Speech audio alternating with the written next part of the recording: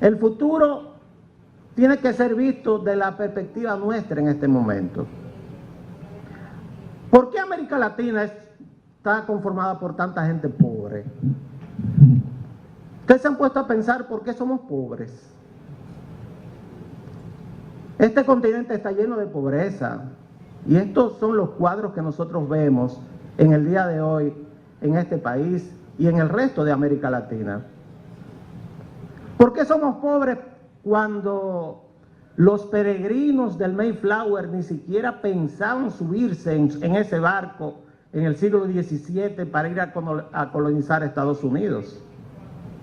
¿Por qué somos pobres y no tenemos un sistema educativo eficiente cuando no había ningún tipo de colono en los países desarrollados y ya existía una universidad en Santo Domingo o en San Marcos en Perú? ¿Por qué tenemos un sistema educativo tan atrasado cuando los países desarrollados, por ejemplo, están avanzados en tecnología, innovación y lo que es la construcción de un mundo diferente? Y eso es América Latina. Esa imagen representa América Latina. Vivimos al lado de la primera potencia del mundo, colonizada 200 años después que nosotros tuvimos colonización y cultura, y sin embargo algo pasó. Y ni siquiera tiene que ver con historias tan antiguas como el siglo XVI o XVII, por allá cuando comenzamos a colonizarnos. Imagínense ustedes que cuando Colón llegó a América, la expectativa de vida de los seres humanos era de 27 años de edad. O sea, algunos de ustedes ya fueran ancianos, yo fuera una pieza de museo hace muchísimo tiempo, yo estuviera hace tiempo enterrado. 27 años de edad era lo que duraba la gente cuando Colón llegó a América y nosotros comenzamos ahí nuestro periodo de civilización. ¿Pero por qué somos pobres? ¿En qué consiste esta ruptura institucional que tiene América Latina, por la cual tenemos una enorme cantidad de gente pobre? Gente que no es capaz ni siquiera de comer un plato de comida al día. Gente que nosotros vemos cuando caminamos por las calles de este país, que la primera de América, la primera ciudad que se construyó en el Nuevo Mundo, muy delante de lo que se construyó Nueva York y mucho más adelante o atrás que lo que se construyó California, todavía tiene niños que viven a orilla del río de esta forma. ¿Dónde está la pobreza de América Latina? ¿Por qué somos así? Y en el siglo XX fuimos ricos. No exactamente República Dominicana, En los años 60, Cuba, cuando llega Fidel Castro al gobierno, tiene un PIB 4 veces más alto que España. Argentina era la séptima potencia industrial y económica del mundo en los años 40 y 50. Venezuela fue un país rico hasta los años 80. ¿Dónde rompimos la cadena para nosotros ser pobres? Porque el problema de nosotros como ciudadanos, como personas, no es que otros son ricos, porque la riqueza no es un pecado. Es todo lo contrario, es como nosotros cómo podemos llegar a un estadio de desarrollo donde todos seamos o tengamos participación en lo que son mejores condiciones de vida y no solamente un grupo con una gran parte de nuestra población excluida, que es lo que ha ocurrido en América Latina.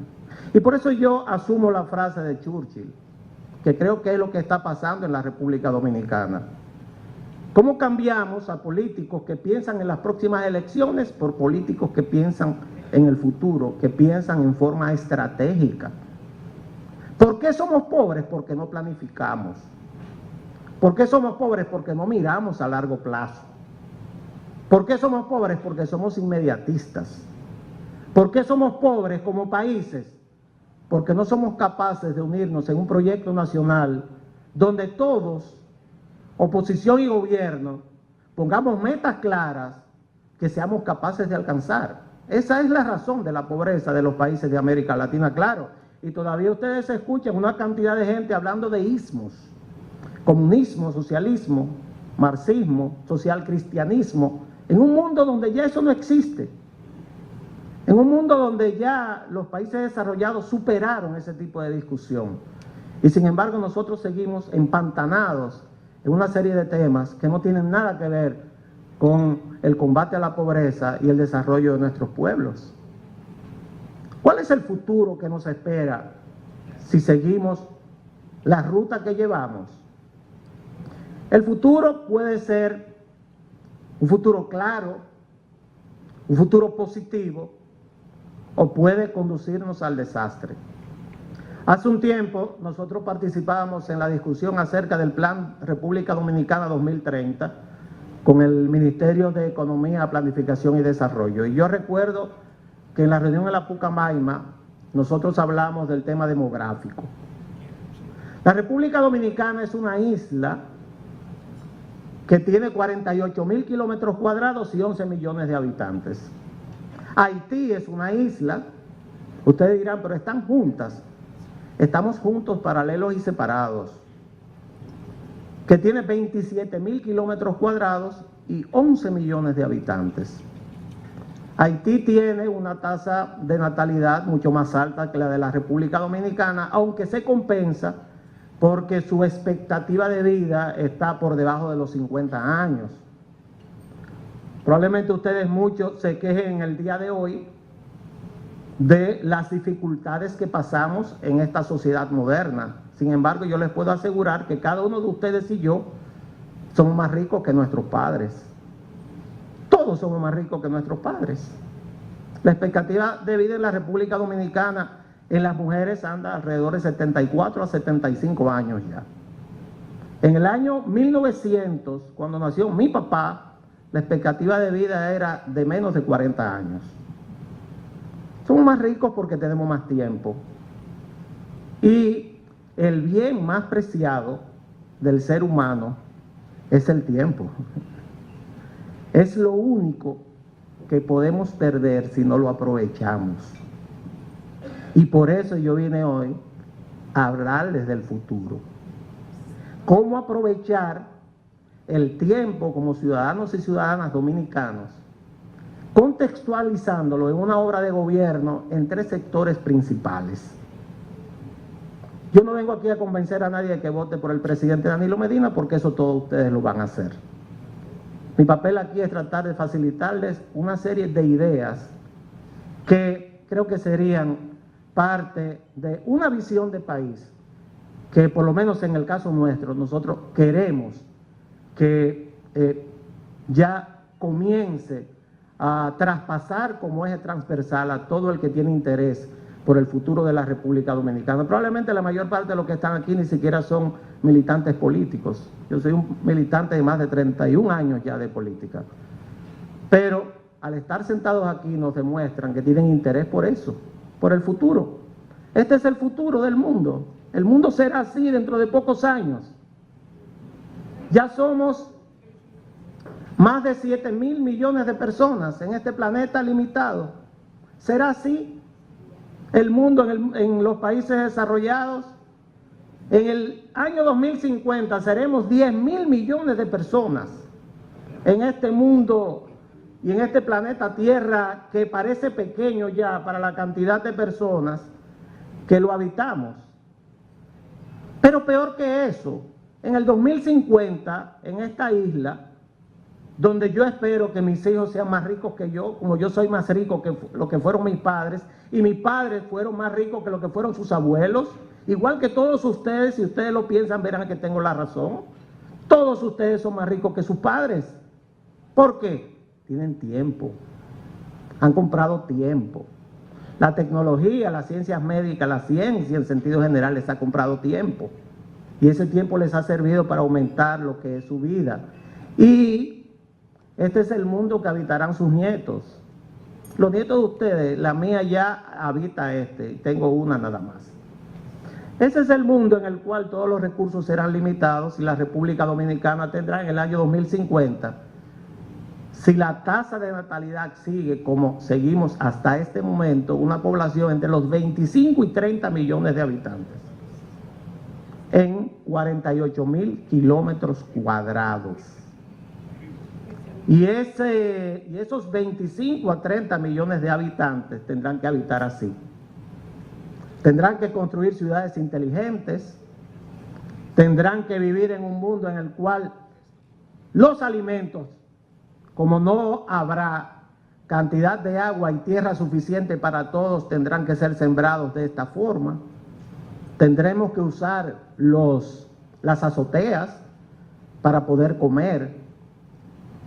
Nosotros tendremos ciudades como esta, edificios que al mismo tiempo, y esto no son inventos, esto existe ya y está siendo planificado, edificios que al mismo tiempo son ciudades, es decir, que usted va a vivir en un lugar en el cual usted no va a tener que salir de ahí a hacer nada, porque su casa será su lugar de trabajo, y su lugar de trabajo será su lugar de diversión, y su lugar de diversión será el lugar a donde irán sus hijos a la escuela, porque somos demasiados ya en este planeta, y más en esta isla tan pequeña. Y si nosotros tenemos ese tipo de problema en la República Dominicana, donde somos pobres, entonces ahora vamos a enmarcar ese mundo del futuro en lo que estamos haciendo ahora. Porque el futuro no existe, pero se escribe con lo que hacemos ahora. Y ahora, a juicio nuestro, todo lo que tiene que ver con la política de promoción del sector alimentario de la República Dominicana por parte del gobierno de Danilo Medina es una apuesta al futuro.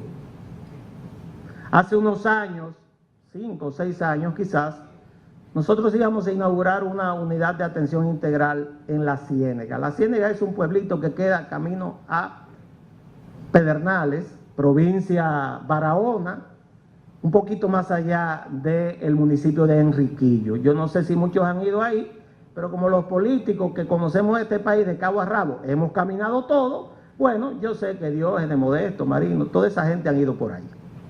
Y cuando yo caminaba por ahí e iba a este lugar y miraba hacia mi derecha, porque a la mano izquierda está el mar, yo decía a quienes me acompañaban, pero contando cada proyecto habitacional que hay aquí, todos los construyó Balaguer. En esa carretera no había un solo bloque puesto, una sola casa decente, una sola casa hecha de bloque y cemento que no la hubiera construido Joaquín Balaguer. El resto eran ranchetas. Y cuando, por curiosidad, hablé con las personas que vivían en La Ciénega, me decían lo siguiente: no, es que la mayor parte de la gente de aquí se ha ido ya. Aquí los jóvenes no tienen esperanza para vivir. O se ponen a buscar drogas en el mar.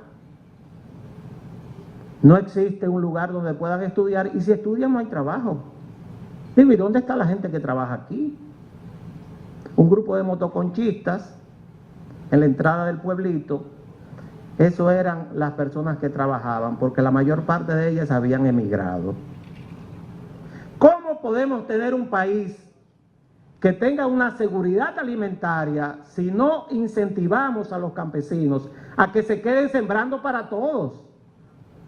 Hablamos del futuro, un país de 30, 40 millones de habitantes en 40, 50 años necesita tener tecnificación agrícola y personas enamoradas del campo. Y yo creo que esa es la intención de la visita sorpresa y el financiamiento dirigido directamente a los hombres y mujeres del campo.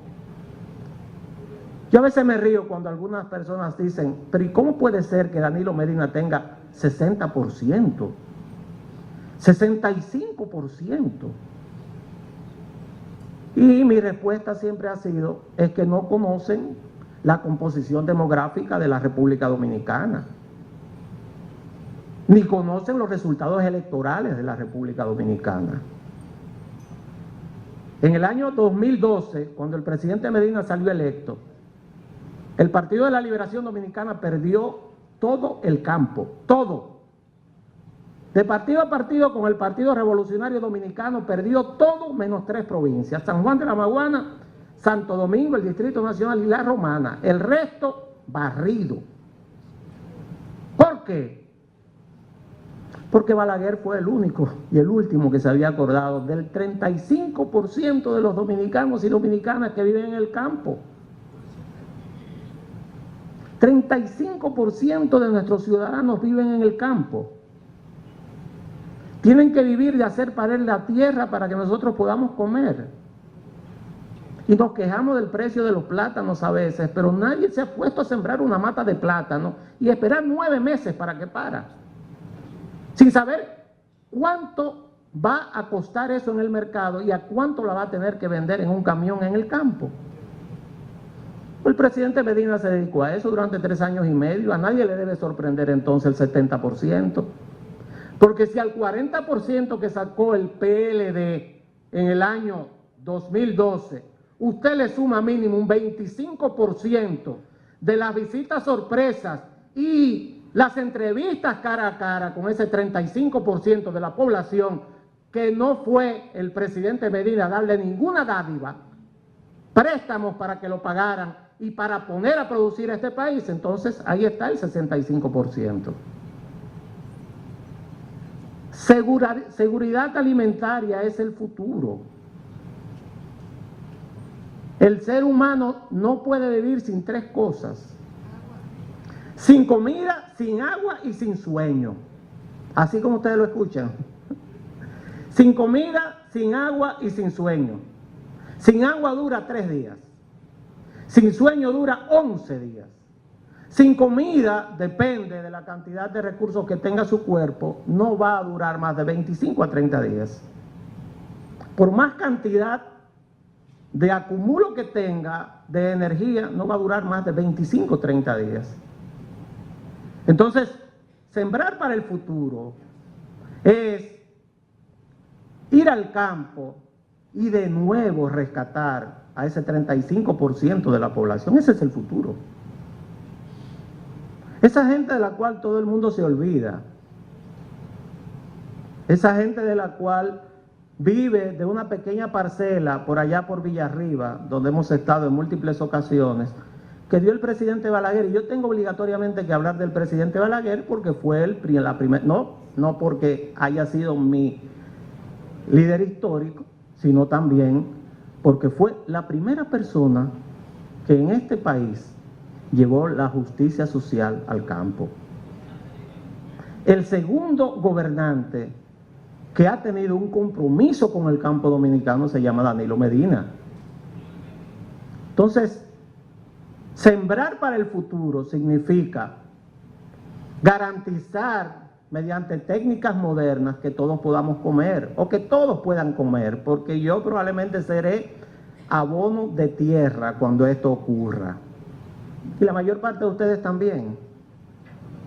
Sin embargo, recuerden,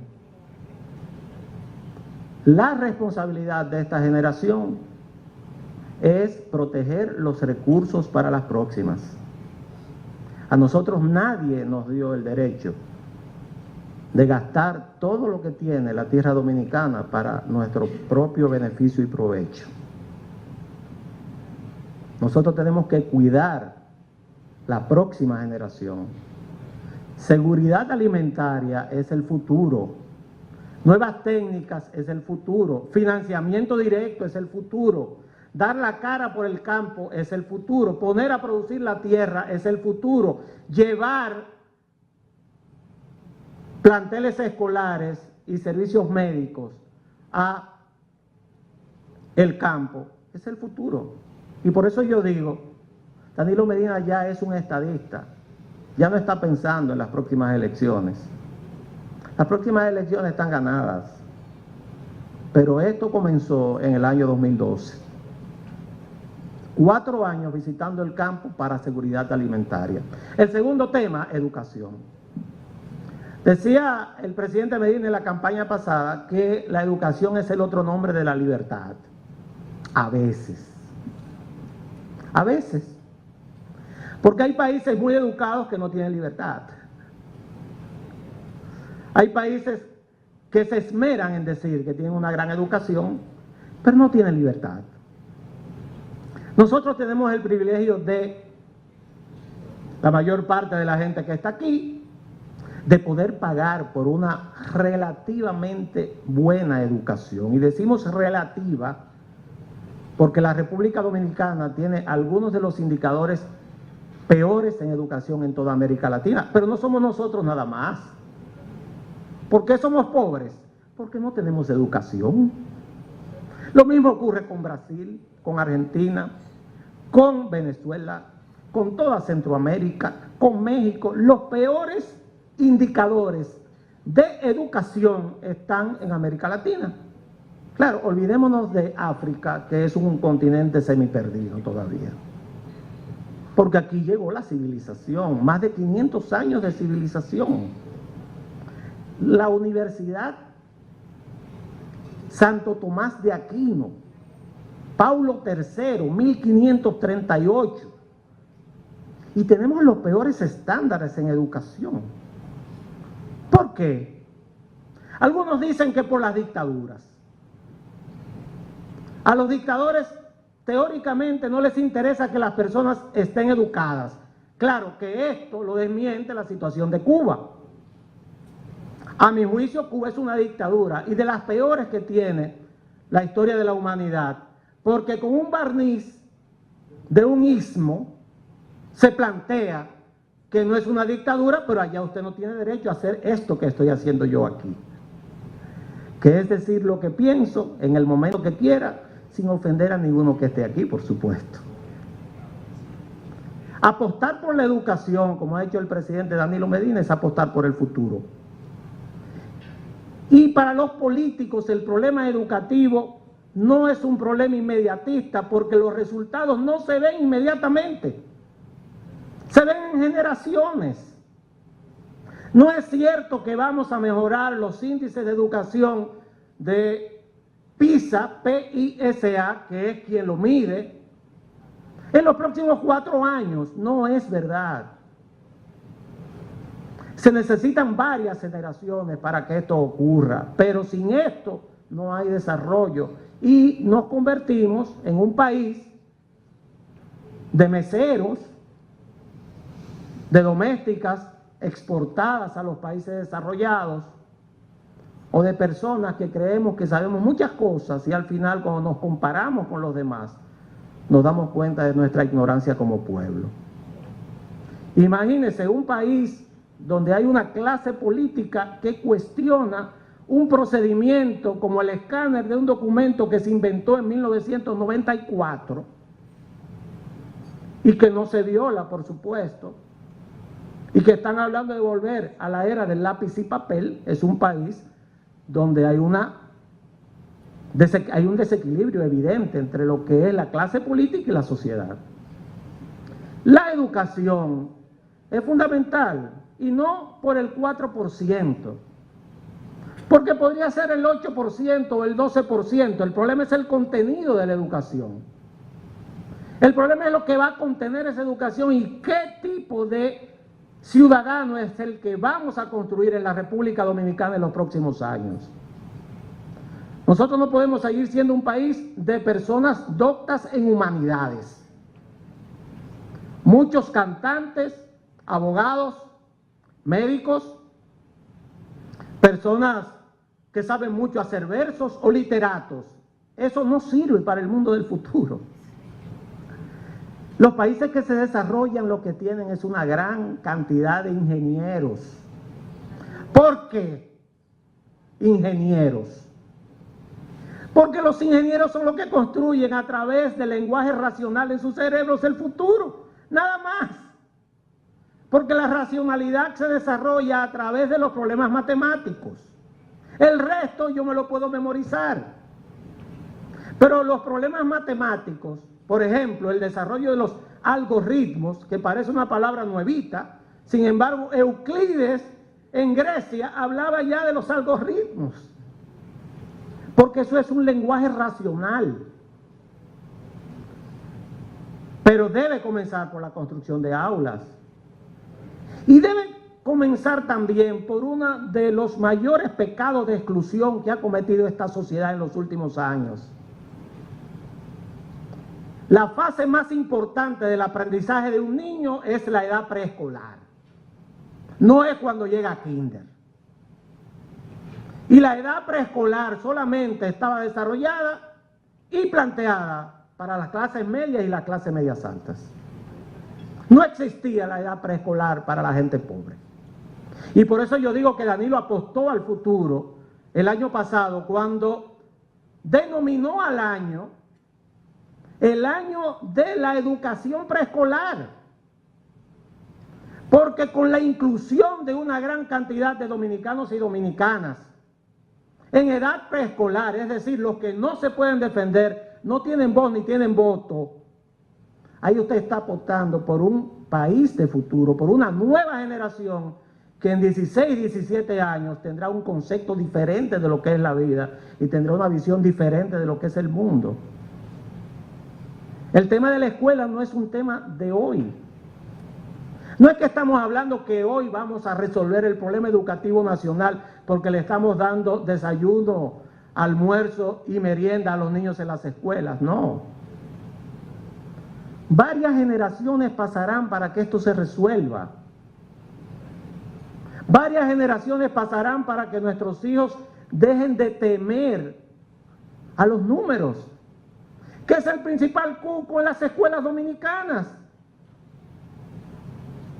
Varias generaciones tendrán que pasar para que nuestros hijos e hijas sean capaces de cambiar ese paradigma de aprendizaje por memoria por un paradigma de aprendizaje por raciocinio.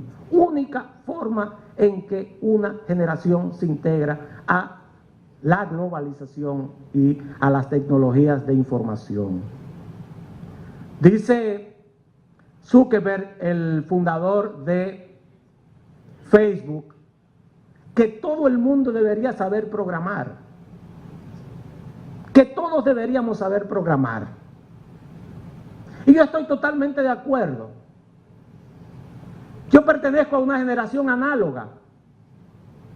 Los millennials, los que nacieron después de 1985, pertenecen a una generación digital que ni siquiera nos entiende.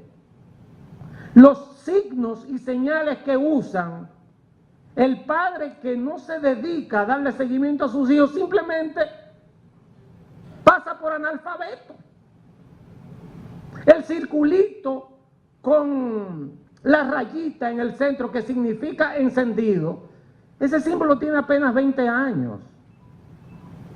Entonces, cuando usted invierte en educación, no está invirtiendo para hoy.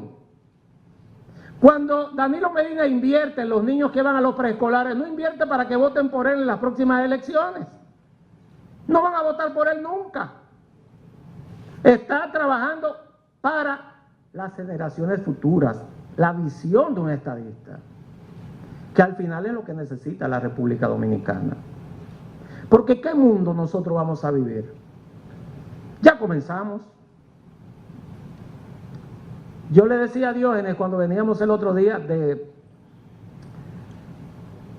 de Asua, le comentaba, ¿te acuerdas cuando fuiste a mi oficina una vez, hace 15 años quizás, y me enseñaste como maravillado que un teléfono móvil, si tú me llamabas, salía el número en mi pantalla?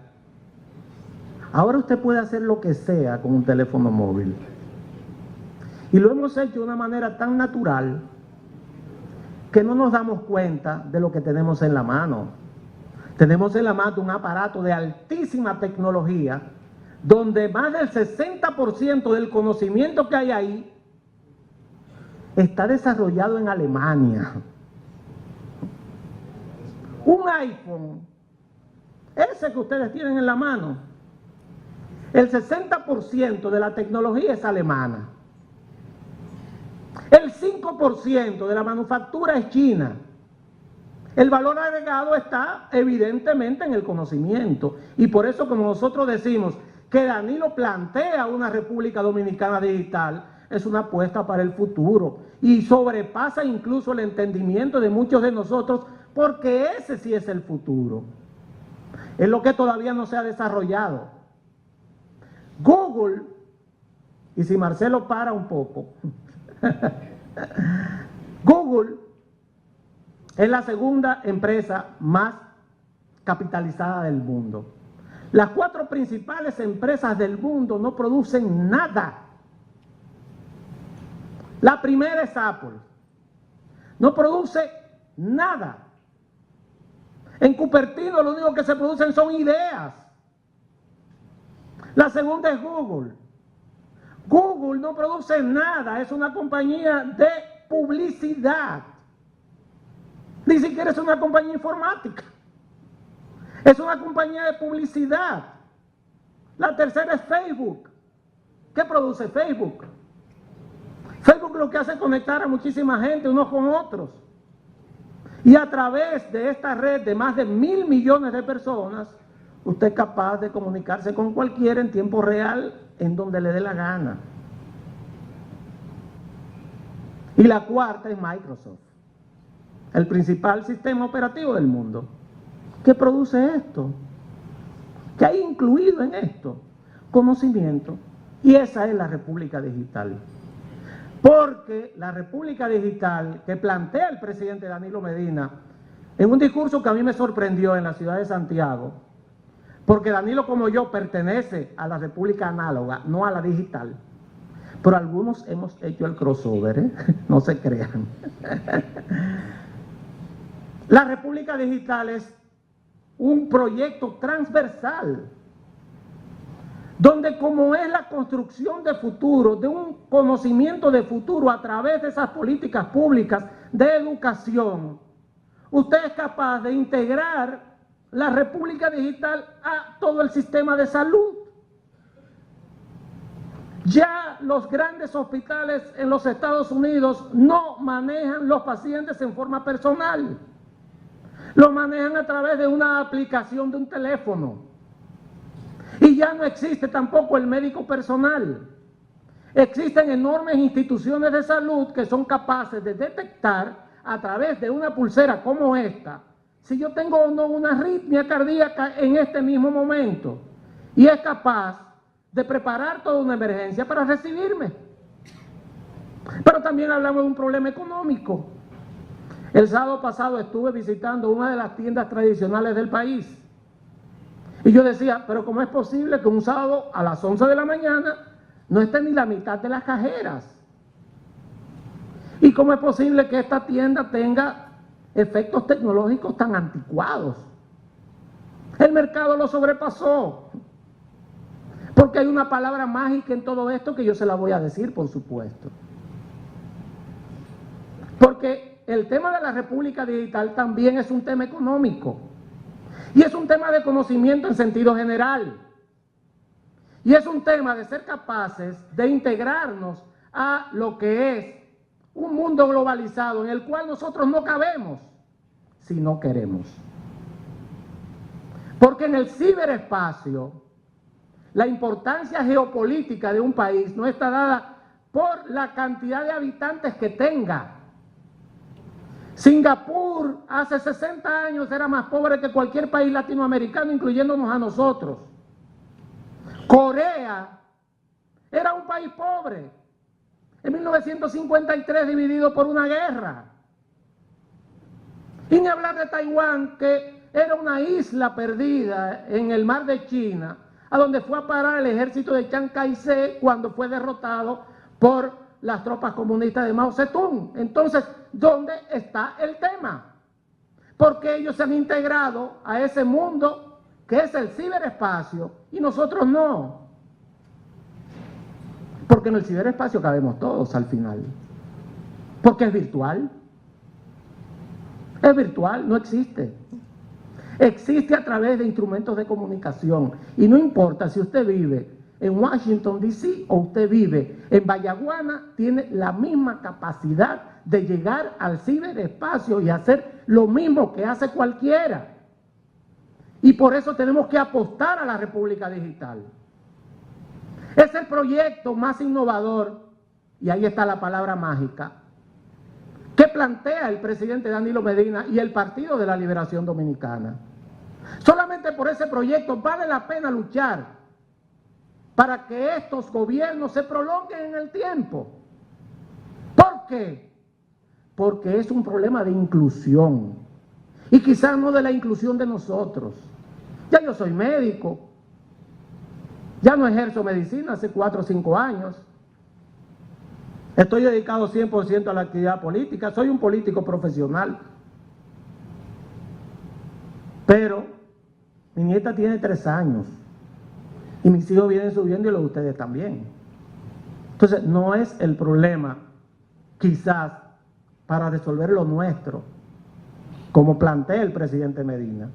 La República Digital es para incluir en el mundo globalizado a un país atrasado en todos los términos, a un país con una gran parte de su población que sobrevive por debajo de los niveles de pobreza, a un país que necesita incluir a su población para construir una fuerte clase media que garantice el desarrollo de la República Dominicana. Y por eso nosotros planteamos, y está claro, que hay toda una obra de gobierno Cada domingo el presidente Danilo Medina visita comunidades en las que activa y rescata proyectos que transforman la vida de su gente. 110 visitas sorpresa en todo el país. 623 proyectos en total. 259 proyectos comunitarios y 364 proyectos productivos. Todos estos proyectos contribuyen a mejorar la calidad de vida de 173 comunidades. El futuro, por encima de los partidos políticos.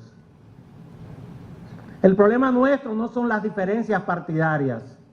Al final, yo pienso que todos los partidos son iguales. Los sismos fueron enterrados y el problema es cómo vamos a insertarnos en ese futuro que puede ser promisorio o muy oscuro. A través del PAD, movimiento al cual agradecemos la oportunidad que nos dio de dirigirnos a ustedes, queremos que repliquen este mensaje, que a sus amigos, a sus vecinos, les digan que votar el próximo 15 de mayo por Danilo Medina es votar por el futuro, es votar por sus hijos, es votar por sus nietos, votar quizás por los que no han nacido. Al que no le guste el color morado del Partido de la Liberación Dominicana, puede hacerlo por otra opción. Pero no hay dudas de que ese presidente que ya hizo el cambio de un político común y corriente a un estadista debe ser apoyado, y por eso yo los invito esta noche a que todos lo apoyen conmigo. Muchísimas gracias a todos ustedes.